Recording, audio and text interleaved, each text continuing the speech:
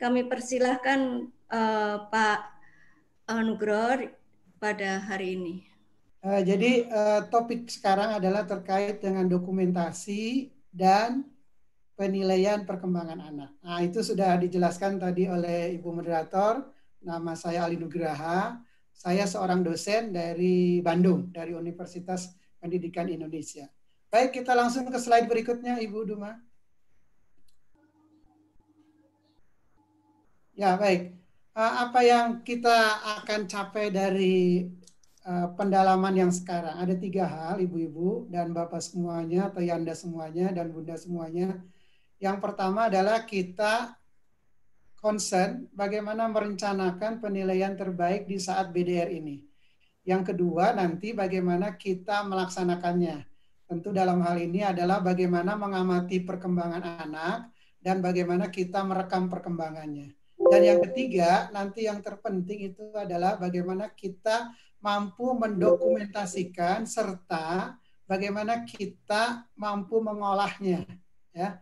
Oke, boleh lanjut ke slide berikutnya. Ya. Nah, topiknya adalah seperti tujuan. Jadi kita nanti akan mendalami tentang bagaimana persiapannya, kemudian nanti bagaimana mengamati dan merekam perkembangan anaknya, kemudian yang terakhir adalah bagaimana kita mengolah dan mendokumentasikannya. Ya. Kita akan coba selami secara baik satu persatu. Mudah-mudahan 30 menit ini bisa kita tangkap semua. Nanti kalau ada hal-hal yang perlu didiskusikan, kita akan diskusikan. Baik, slide berikutnya, Bu. Nah, ibu-ibu semuanya, Bunda dan Yanda di seluruh Indonesia, ya, ada masalah ya terkait dengan evaluasi di era BDR ini, ya. Dan ini masalah dikemas menjadi 2 hal besar. Yang pertama adalah bagaimana kita mengumpulkan dokumen otentik. Itu yang terbesar nanti. Yang kedua itu adalah bagaimana dari dokumen itu kita bisa lakukan penilaian atau kita bisa lakukan evaluasi sebaik-baiknya. Nah, jadi di era BDR ini 2 topik ini atau 2 hal ini menjadi pekerjaan utama dan paling mendasar bagi para guru. Di sesi pagi sudah dijelaskan bahwa pada era sekarang ini, tahun ajaran baru ini, ya, pembelajaran di PAUD tetap dilaksanakan, tetapi dengan protokol yang harus kita patuhi. Ya, baik, kita slide berikutnya. Nah, Bunda dan Yanda seluruhnya, ya, ada tantangan. Ini tantangan terbesar pada saat era BDR ini, ya. Tantangan yang pertama adalah ini terutama bagi guru yang terjun langsung dalam penilaian, itu adalah bagaimana mengumpulkan dokumen. Dan inilah hakikat dari praktek penilaian. Yang terpenting itu adalah dokumen bisa terkumpul secara memadai dan sebaik-baiknya. Jadi sebetulnya nanti evaluasi hanya mengikuti saja, ya. Jadi yang terpenting itu adalah bagaimana dokumen terkumpul. Ini tantangan guru. Yang kedua adalah bagaimana dengan dokumen terbatas, ya, dengan informasi terbatas, tetapi para guru mampu mendeskripsikan perkembangan anak secara profesional, secara tepat, secara akurat, syukur-syukur optimal, tetapi semuanya dapat dipertanggungjawabkan dengan baik. Dan yang ketiga adalah tantangan kita bagi para guru, Bunda dan Yanda, adalah bagaimana menemukan cara berkomunikasi dengan orang tua, cara berinteraksi dengan orang tua, agar ibu, bapak, guru, ya, Yanda, Bunda, guru di PAUD atau pendidik PAUD mendapatkan dokumen sesuai dengan kebutuhan. Ya. Nah, yang keempat, nah ini lebih berat tantangannya sebetulnya. Pak Ali, jangankan di era BDR, di era tidak BDR saja, untuk komunikasi dengan orang tua itu kadang-kadang sulit. Nah, betul. Ini kita sudah pernah pelajari waktu kita mempelajari apa? Bagaimana membangun komunikasi atau parenting dengan orang tua. Tetapi Ibu Bapak, mudah-mudahan dalam pertemuan ini bisa kita cari solusi terbaik untuk mendapatkan dokumen yang bisa kita nilai sebagai landasan untuk melihat perkembangan anak. Oke, kita mulai. Lanjut. Boleh Bu Duma di slide berikutnya. Nah, inilah prosedurnya, sangat simpel Ibu-Ibu ya. Kita buat perencanaan. Jadi prosedur nilai di era BDR ini ada 3. Buatlah perencanaan, persiapan, kemudian lakukan pengamatan atau perekaman, nanti siapa yang mengamati dan merekamnya. Kemudian yang terakhir adalah kita olah datanya ya dari dokumen yang kita peroleh. Ya. Dari situlah kita harus melakukan terus-menerus ya sehingga kita bisa mendeskripsikan perkembangan anak sebaik-baiknya. Oke, slide berikutnya. Nah, kita mulai dengan tahap perencanaan. Oke, kita mulai. Nah, Ibu-ibu, Bunda Yanda semuanya, ya, bagaimana kita mempersiapkan untuk penilaian ini? Ya, ada 5 yang harus kita siapkan sebaik-baiknya. Ya. Yang pertama adalah ya, pelajari RPP yang tadi pagi sudah dibahas. Ya. Kenapa? Karena nanti rencana penilaian harus selaras dengan RPP yang sudah kita susun. Yang kedua, ya, itu adalah petakan peluang komunikasi dengan orang tua. Kenapa? Karena nanti dokumen itu akan kita peroleh dengan baik jika kita mampu berkomunikasi dengan orang tua. Ya, nanti harus dipetakan sebaik-baiknya. Yang ketiga, barulah kita membuat instrumen. Ya, terutama adalah bagaimana cara mengumpulkan dokumen dan cara bertanya kepada orang tua. Ya, nanti saya berikan solusi dan tipsnya. Bagaimana bertanya kepada orang tua yang membuat orang tua nyaman. Ya, baru yang berikutnya adalah yang keempat, ya, buatlah jadwal, ya, jadwal bagaimana kita bisa berkomunikasi dengan orang tua sehingga kita bisa mendapatkan dokumen untuk penilaian yang sebaik-baiknya. Terakhir, yang kelima adalah bagaimana kita menyiapkan juga bahan-bahan ya atau alat bantu untuk mendapatkan dokumen-dokumen perkembangan dari orang tua sebaik-baiknya. Oke, lanjut. Ya. Nah, Ibu Bapak, nah bagaimana kita memetakan komunikasi dengan orang tua? Ya, yang mesti kita lakukan adalah kita mengidentifikasi saluran komunikasi yang bisa kita lakukan dengan orang tua. Ya, nanti caranya bagaimana? Apakah bicara secara langsung? Ya, apa melalui telepon? Apa melalui WA? Apa melalui SMS? Apa melalui email, karena orang tua juga jangan kita sangka ya bisa jadi mereka itu adalah lebih baik atau lebih bagus juga kemampuan di dalam komunikasi terutama menggunakan medsos.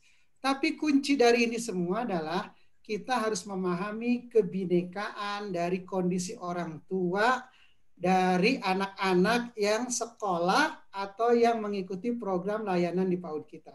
Ya, oke, slide berikutnya. Nah, Bunda Yanda semuanya, ini contoh pemetaan ya, contoh pemetaan ya. Ini kolom yang paling sederhana. Bunda Yanda boleh membuat kolom lebih lengkap dari ini. Ya. Misalkan saja kita sudah daftar nama anaknya, ya, nama anaknya siapa tuh. Kemudian nama orang tuanya siapa, boleh dituliskan nama ibunya atau boleh dituliskan dengan nama ayahnya. Kemudian saluran komunikasinya, kemudian kontak atau alamatnya. Misalkan anak namanya Ani, nama orang tuanya Pak Ahmad. Bagaimana cara berkomunikasinya? Lakukan dengan telepon langsung. Catatlah nomor teleponnya, ya. Jangan sampai keliru nomor teleponnya. Kemudian Betty, orang tuanya namanya siapa? Pak Bambang. Bagaimana saluran komunikasinya dengan WhatsApp? Tulis nomor WhatsApp-nya atau nomor HP-nya, ya. Sampai alat-alat atau saluran komunikasi yang lainnya. Siapa yang berkomunikasi dengan SMS, dengan email? Mungkin tidak punya itu semua. Oh, dengan selebaran tertulis, ya. Oh, dengan nanti leaflet. Nah, itu hal-hal seperti itu nanti perlu dicatat sebaik-baiknya. Karena itulah nanti menjadi sarana utama kita mendapatkan dokumen-dokumen kegiatan anak sebagai dasar untuk menilai perkembangan. Ya. Oke, boleh lanjut. Slide berikutnya. Nah, Bunda Yanda, ini contoh. Setelah itu kan apa tadi? Menetapkan instrumen. Ini terlalu tinggi memang bahasanya ya, ibu-ibu ya. Menetapkan instrumen itu artinya menetapkan kalau pertanyaan itu pertanyaannya apa. Kalau dokumen apa yang akan diperoleh. Ya. Nah, pertanyaan-pertanyaan yang Ibu atau Bunda Yanda buat adalah itu disesuaikan dengan KD dan indikator yang ada di RPP. Ya, jadi selaraskan dengan RPP. Ya, misalkan nanti terkait dengan KD 3.6 atau 3.8, dia mengenal apa alam sekitarnya. Apakah anak senang bereksplorasi? Nanti pertanyaannya kira-kira seperti itu. Ya, itu untuk diajukan kepada orang tua. Atau kemudian tetapkan juga dokumen yang diperlukan. Butuh apa? Ya, karena ibu bapak sudah memetakan kalau mereka bisa melakukan WA, punya HP, boleh video. Tapi video tidak bisa, boleh tetapkan mungkin pakai foto, mungkin juga pakai catatan, mungkin juga pakai yang lainnya. Nah ini memang kita harus fleksibel. Kemudian tadi pagi juga saya menyimak bahwa dalam RPP fokus kepada juga adalah karakter dasar. Ya. Jadi buatlah pertanyaan-pertanyaan untuk menggali karakter dasar anak. Ya. Karakter dasarnya terkait dengan apa? Boleh terkait dengan nilai-nilai yang ada hubungannya dengan Pancasila. Kemudian yang berikutnya pertanyaan apa lagi? Pertanyaan terkait dengan keterampilan atau life skill kehidupan sehari-hari. Nah, sekali lagi jangan lupa bahwa Ibu atau Bunda Yanda harus juga menetapkan kira-kira dokumen apa yang diperlukan agar pertanyaan tersebut terjawab sebaik-baiknya. Di situ ada catatan merah ya dalam slide ya. Catatannya apa? Tekankan pada dokumen otentik alamiah bukan yang dibuat-buat. Apa maksudnya? Ibu bapak anjurkan orang tua ya menyampaikan dokumen kepada kita adalah dokumen yang betul-betul asli. Ya, itulah kuncinya. Kalau dengan dokumen asli, insya Allah kita bisa menilai. Ya. Baik, slide berikutnya boleh. Nah, sekarang kalau sudah itu terpetakan, ya saluran komunikasi sudah kita dapatkan dengan berbagai cara. Kemudian pertanyaan yang ingin diajukan ke orang tua sudah, daftar dokumen yang dibutuhkan sudah. Kita tinggal membuat jadwal dan saluran komunikasi yang akan kita gunakan untuk mendapatkan dokumen kepada orang tua. Ya, ini kita petakan kan sudah gambarnya. Lanjut, slide berikutnya. Nah, Ibu dan Bapak, ini contoh jadwal ya, Bunda Yanda ya. Ini boleh dimodifikasi ya. Ini jadwal yang paling sederhana. Misalkan ya, kita punya 20 anak di PAUD kita ya. Yang melalui saluran WA berapa orang? Ya, 14 orang. Nama anaknya siapa, nama orang tuanya siapa, tuliskan. Kemudian kapan waktu pelaksanaannya? Ya, tanggal berapa, jam berapa, ya. Kemudian yang berikutnya adalah yang menggunakan SMS, yang telepon langsung, yang menggunakan media langsung. Tuliskan sama Bunda dan Yanda ya. Kemudian kapan waktunya? Nah, itu lakukan sebaik-baiknya dan lakukan dengan cermat. Jangan sampai ada yang terlewat. Kalau itu bisa berjalan dengan sukses penjadwalan, itu insya Allah akan lebih mudah dalam melaksanakannya ya. Oke, lanjut slide berikutnya. Kita mudah-mudahan 30 menit selesai tertangkap semuanya. Nah, sekarang bagaimana mendapatkan dokumen? Ya, jadi tahap 1 sudah selesai ya. Jadi tahap 1 sampai Bunda Yanda menyusun jadwal untuk mendapatkan dokumen. Ya. Baik, sekarang adalah tahap bagaimana kita ya menerapkan pengamatan. Ya, lanjut.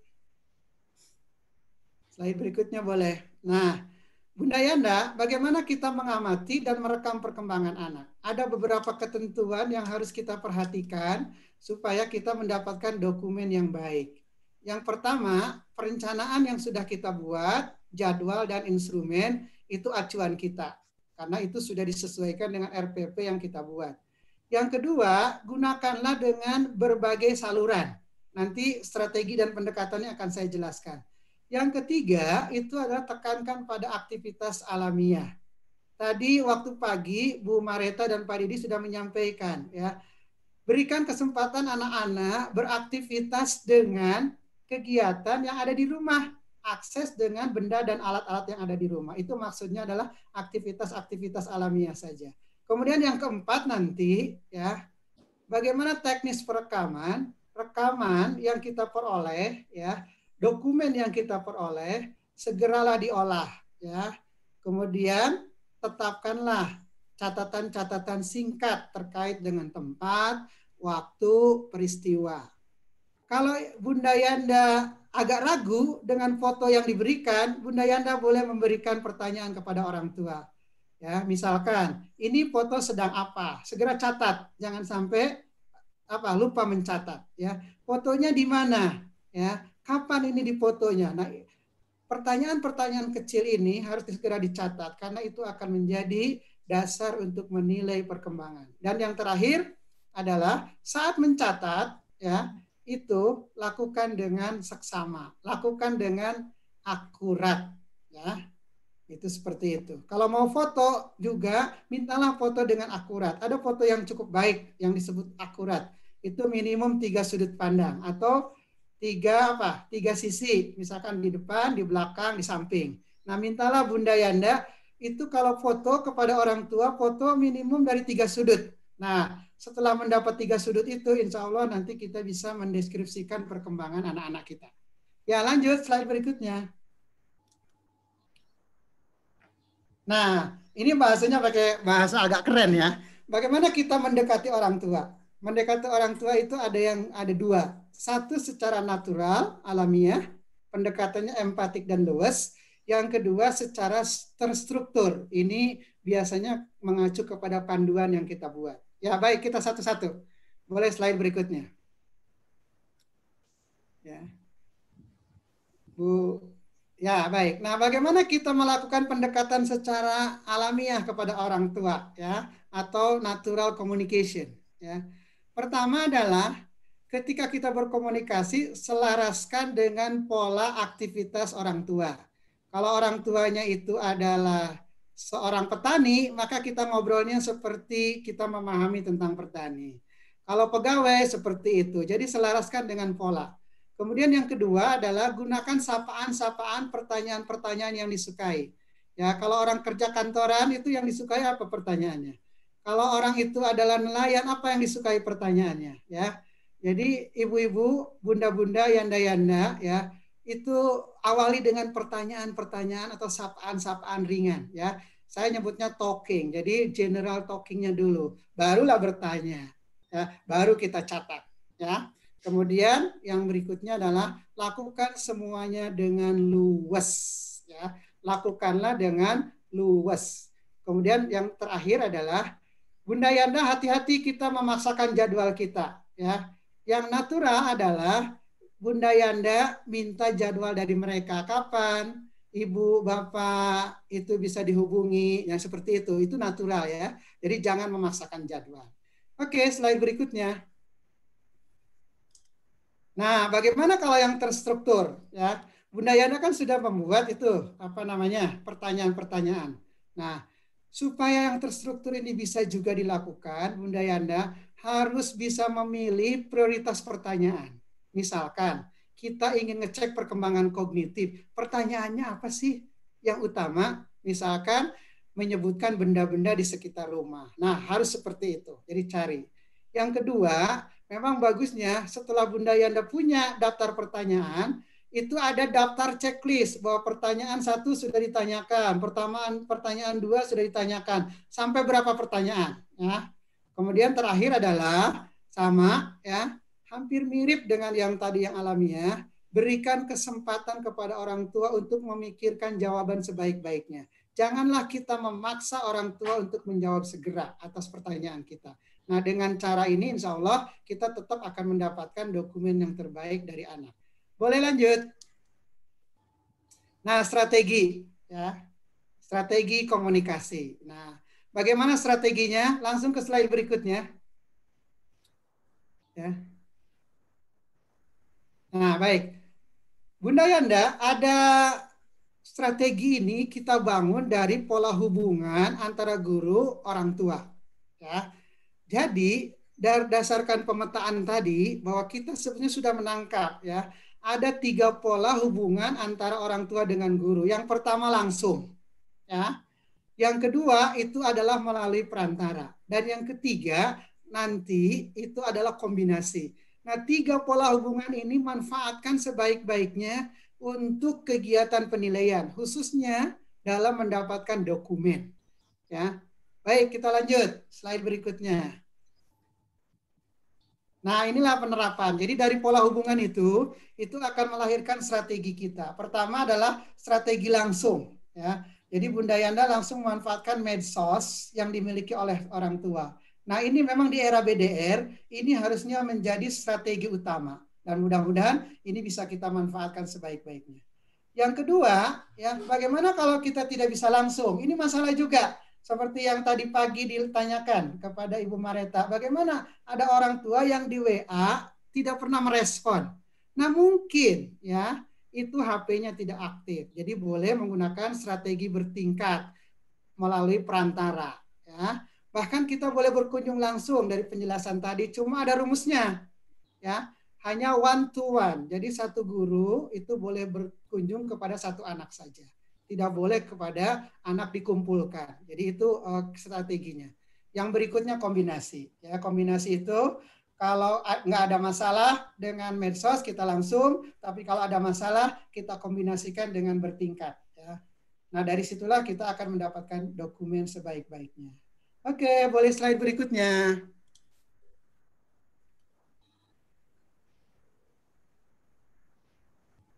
Tolong slide berikutnya. Nah, bagaimana sih menerapkannya? Nah, ini rambu-rambu menerapkan pendekatan dan strategi yang tadi. Baik dengan secara langsung, baik dengan medsos langsung, maupun dengan perantara, maupun dengan kombinasi. Ya, ini tolong diperhatikan sebaik-baiknya Bunda Yanda. Pertama, tetap terapkan protokol kesehatan. Yang kedua, kedepankan strategi yang paling aman dan paling tepat dilaksanakan dengan kondisi orang tua. Yang ketiga, itu mulailah dari asesmen diri sendiri. Maksudnya apa, Pak Ali? Kalau kita memang terpaksa harus berkunjung ke rumah, asesmen dulu diri kita sendiri. Ya, apakah diri kita sudah cukup sehat? Ya, kemudian apakah kita juga punya perangkat-perangkat untuk mengatasi dan melaksanakan protokol? Jadi asesmen diri kita sendiri. Kemudian yang berikutnya adalah lakukan penyempurnaan-penyempurnaan. Kemudian yang berikutnya praktek baik, cara mendapatkan dokumen dari orang tua pertahankan. Ya. Kemudian Bunda Yanda ingat bahwa penyelenggaraan PAUD ini di era BDR tetap di bawah pembinaan Dinas Pendidikan setempat. Maka konfirmasi dan selalu lakukan komunikasi dengan pembina di sana. Jadi penilik, pengawas, dan dinas pendidikan setempat. Ini rambu-rambu ini harus dipegang, ya, karena rambu-rambu ini menunjukkan apa? Bahwa kita cukup aman melakukan pelaksanaan pembelajaran di era BDR ini. Oke, lanjut slide berikutnya. Ya, nah di slide berikutnya, Bunda Yanda, kita akan ya mempelajari tips-tips ya, tips-tips. Kenapa? Karena ini adalah situasi-situasi new normal. Jadi kita perlu juga menerapkan tips agar orang tua nyaman, anak nyaman, kita juga nyaman. Yang pertama adalah tips untuk strategi langsung. Ya. Yang pertama tipsnya adalah ya permintaan dokumen, permintaan kepada orang tua untuk mengamati perkembangan anak, lakukanlah dengan simpel dan mudah dipahami. Bunda tolong lihat dong saat anak itu mencuci piring. Nah, dan tolong dipoto, simpel aja. Udah nggak usah cerita yang terlalu rumit. Kemudian yang kedua, kalau menggunakan strategi langsung, yakin aktif medsosnya. Terserah nanti pilihannya apa sesuai jadwal. Kemudian yang ketiga adalah ya kedepankan penghargaan. Ya, bagi orang tua yang sudah memberikan dokumen yang cukup baik kepada kita, lakukan penghargaan, berikan penghargaan ya dengan pujian minimum. Kemudian lakukan dengan santun. Ingat, terakhir adalah tipsnya adalah selalu cek and recheck apakah dokumen yang kita butuhkan sudah memadai atau belum. Ya, oke, slide berikutnya. Ya, nah ini kan strategi bertingkat. Ketika kita ada masalah, ya. Ketika dengan orang tuanya ada masalah, dengan medsosnya ada masalah. Boleh nggak Pak Ali kita memanfaatkan yang lain, kerabat, pamannya, ya, atau komunitas, atau apapun boleh. Tapi ingat tetap terapkan protokol, ya, protokol kesehatan. Ya. Kalau strategi bertingkat, carilah tipsnya itu yang pertama yang dipercaya.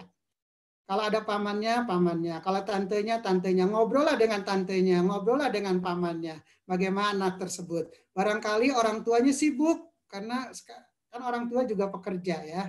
Kemudian carilah orang yang kooperatif. Ingat yang berikutnya, lakukan pencatatan. Dan yang terakhir sama, ya, check and recheck. Oke, yang berikutnya. Ya. Oke, ini strategi kombinasi blended ya.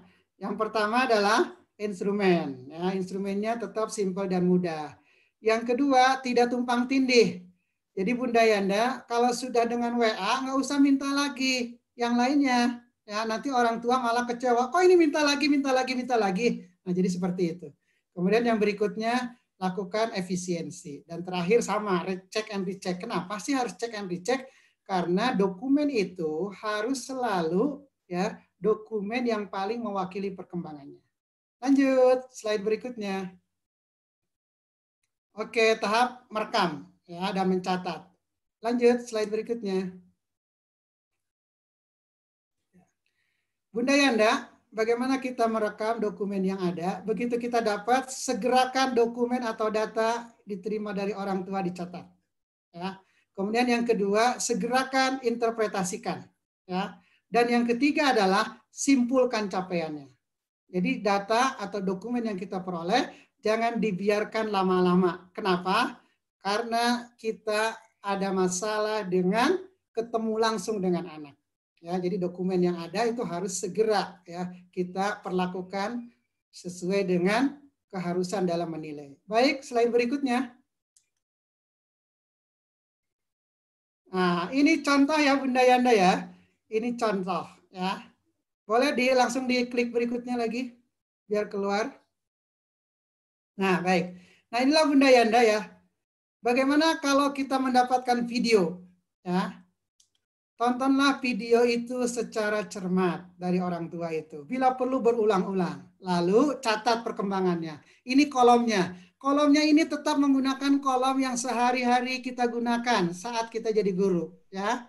Jadi catat perkembangan sebaik-baiknya, nama anaknya siapa, dari video tersebut dia sedang beraktivitas, tempatnya di mana, kemudian waktunya jam berapa, peristiwanya apa, kemudian capaian perkembangannya apa. Oke, slide berikutnya. Ini contohnya. Ya Pak Ali, kurang 2 menit lagi Pak. Oke, siap. Terima kasih Bu Sri. Insya Allah selesai. Baik, diklik lagi satu kali lagi. Klik lagi satu kali lagi.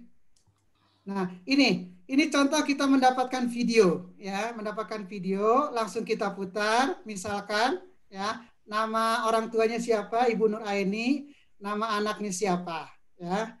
Kemudian catatlah, ya, kemudian kegiatannya di mana. Jadi videonya nggak bisa saya putar karena waktu terbatas.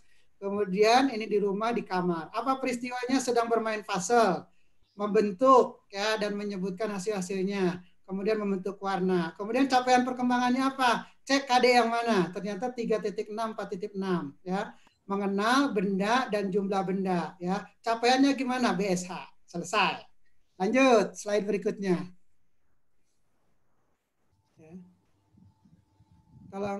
Nah, ini kalau kita dapat apa? Kalau kita dapat gambar atau karya anak, ya. Langsung ke contoh Bunda. Slide berikutnya. Nah, ini contoh. Misalkan kita dapat gambar dari anak, ya. Kolomnya sama dengan yang tadi, ya. Langsung kita apa? Langsung kita tuliskan peristiwanya. Tentu peristiwa ini berdasarkan komunikasi dengan orang tua. Oh, anak sedang menggambar bebas, ya. Jari tangan kanannya memegang spidol. Kemudian capaian perkembangannya kita tulis. Oh, ternyata itu selaras dengan KD 3.3, 4.3. Yaitu apa? Ya. Yaitu menggambar bebas dengan 2 jari. Hasilnya apa? BSH. Nah, jadi sekali lagi tidak boleh ditunda. Lanjut, 2 lagi. Ya. Nah, ini juga sama. Kita dapat foto anak. Begitu dapat foto, ajukan pertanyaan kepada orang tua. Ya. Nah, ternyata anak ini sedang telepon. Kemudian dia juga di dalam teleponannya itu sedang menyebutkan teman-temannya. Disebutkan temannya lah Andri dan seterusnya. Kemudian tulis capaian perkembangannya. Ternyata sesuai KD.3, 3.7 dan 4.7, yaitu mengenal lingkungan sosial. Hasilnya apa? BSH. Oke, slide terakhir. Nah, ini sebetulnya nanti minta tanggapan dari Bunda Yanda. Ya, kalau ada gambar seperti ini, kira-kira apa yang kita tuliskan? Ya, oke, lanjut. Ya, terus terakhir. Nah, bagaimana kalau kita berhadapan dengan orang tua, ya, medsosnya tidak jalan, foto tidak ada, kita minta orang tua menuliskan di secari kertas saja. Ya, tuliskan di secari kertas. Lalu kita ambil atau mereka kirim entah secara langsung, entah melalui perantara. Ya, tuliskan di situ. Misalkan Lesmana lagi bermain air, itu tulisan orang tua. Terakhir apa? Tuliskan juga capaian perkembangannya. Ternyata sesuai dengan 3.6, 4.6, yaitu mengenal benda dan jumlah benda. Hasilnya apa? BSH. Nah, baik, itulah Bunda Yanda semuanya. Kita akan bergantian dengan Bunda Wi. Bagaimana hasil penilaian ini nanti dilaporkan kepada orang tua. Oke, demikian Ibu Sri yang bisa saya sampaikan. Ya, Terima saya kasih, jeda dulu. Pak.